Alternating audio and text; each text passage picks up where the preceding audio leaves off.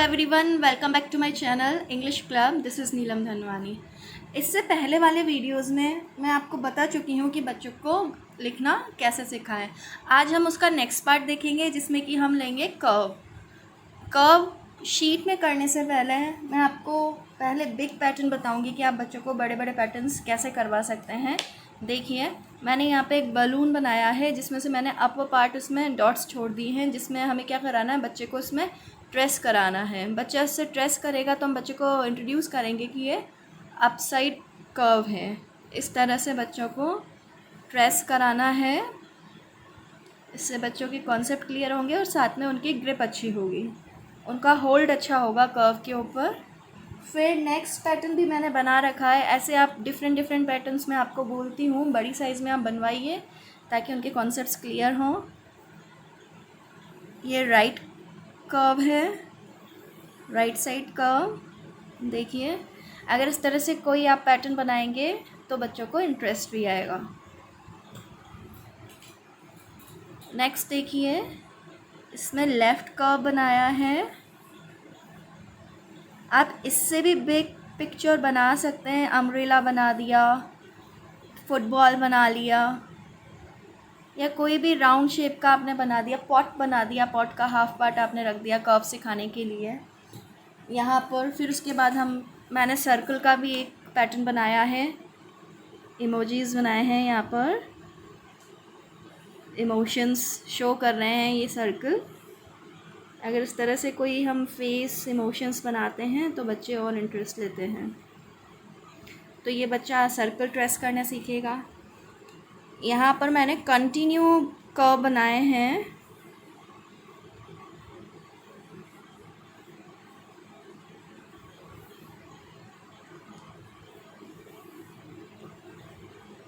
इस तरह से बच्चों का कर्व का पैटर्न भी क्लियर हो जाता है।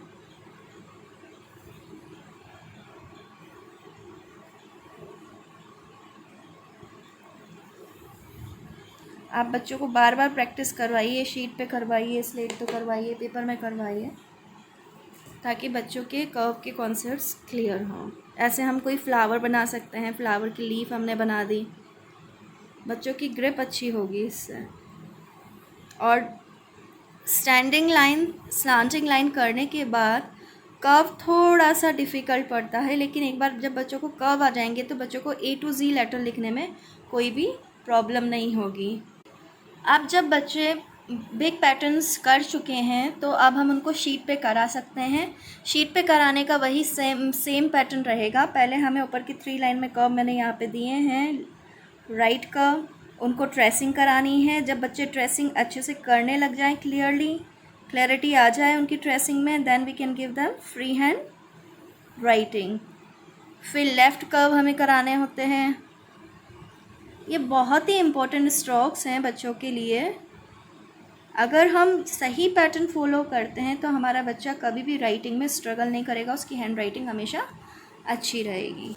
लेफ़्ट कर्व कराने के बाद अप कर्व हैं, हम उनको अप कर्व कराएंगे और कंटिन्यू कर्व कराएंगे।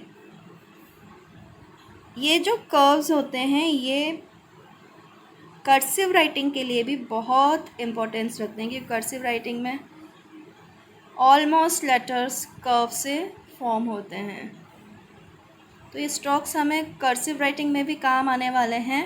ये स्ट्रोक्स कंप्लीट कराने के बाद मैं आपको कर्सिव राइटिंग भी सिखाऊंगी कि हम कर्सिव राइटिंग कैसे लिख सकते हैं, किस तरह से हमें पैटर्न फॉलो करने होते हैं। इस तरह से बच्चों को 5-6 शीट कराइए। जब तक क्लैरिटी नहीं आए आप बच्चों को कंटिन्यू कराते जाइए। ये डाउन कर्व हैं।